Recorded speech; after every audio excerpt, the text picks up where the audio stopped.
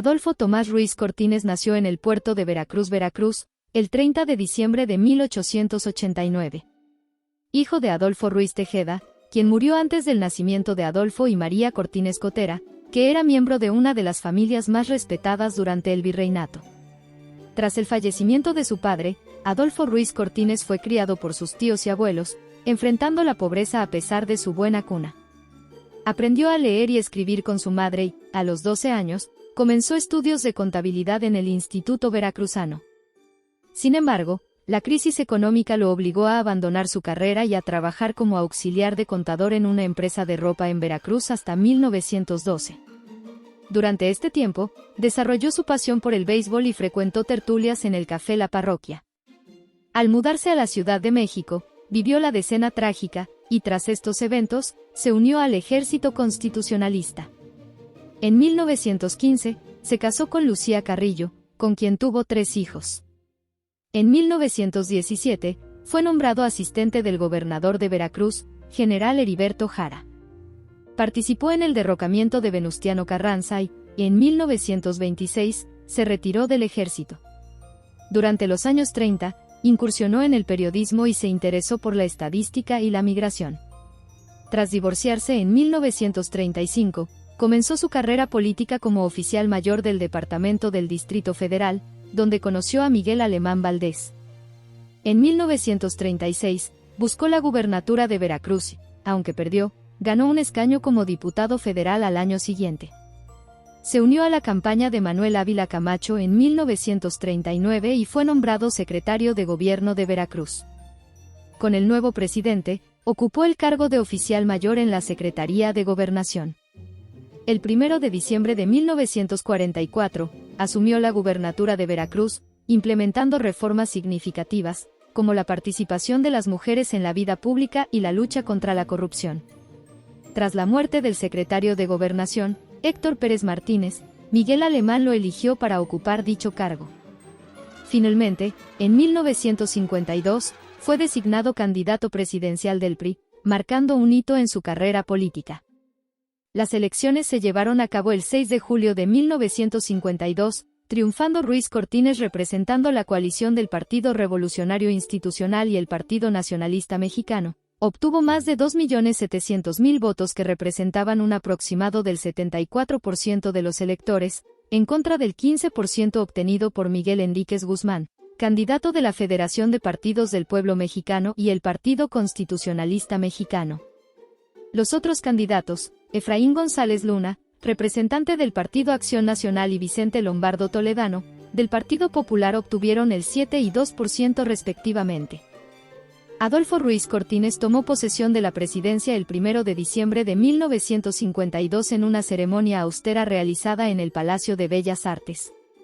En su discurso inaugural expresaría su rechazo a las formas en que realizó las cosas el gobierno de su antecesor, lo cual demostró un rompimiento con el licenciado Alemán. Al día siguiente publicó una lista completa de sus bienes personales, los cuales tenían un valor total de $34,000, convirtiéndose en el primer presidente en presentar una declaración patrimonial formal. Pidió que todos los miembros de su gabinete realizaran lo mismo. Apenas a unas semanas del inicio de su mandato, Adolfo debió someterse a una cirugía para realizarle la extracción de su apéndice.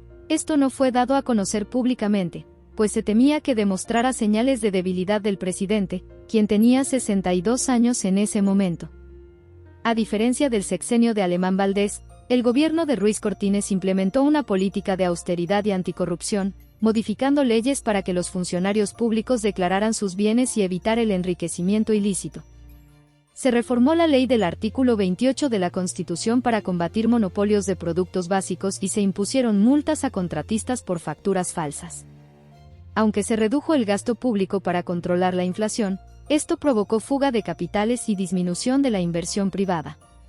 Uno de los logros más recordados de Ruiz Cortines es la reforma del artículo 34, que otorgó a las mujeres el derecho al voto en elecciones federales desde 1955, permitiendo que las primeras diputadas federales fueran electas.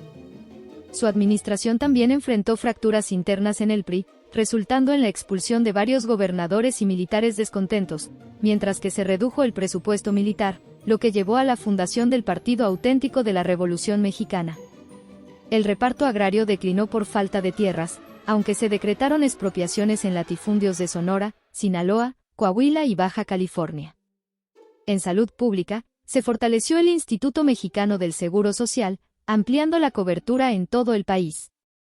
Durante este periodo, México enfrentó una crisis económica tras la Guerra de Corea, lo que disminuyó la demanda de materias primas.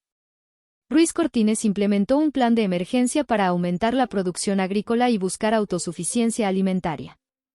La devaluación del peso en 1954, de 8.50 a 12.50 pesos por dólar, afectó la economía, pero sentó las bases para el posterior milagro mexicano.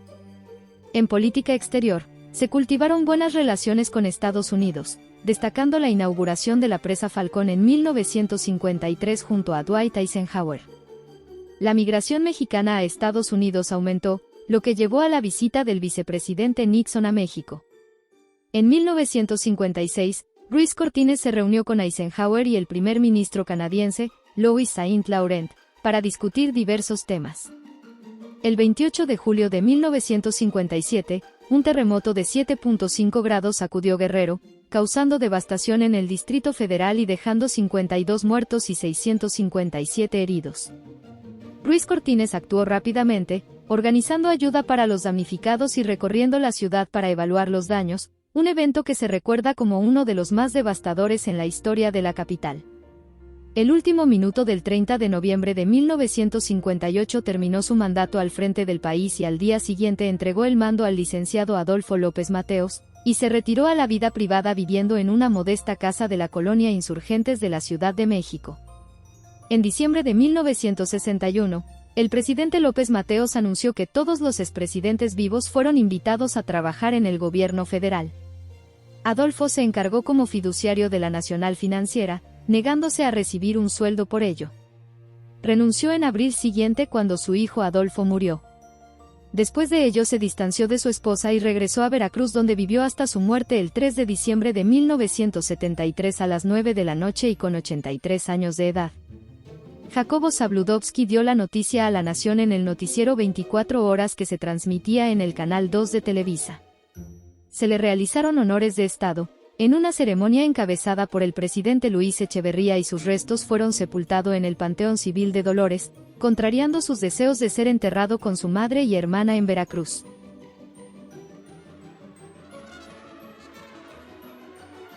Sorprendente floración de naciones que registra la historia. Ilustre amigo, el señor presidente Eisenhower.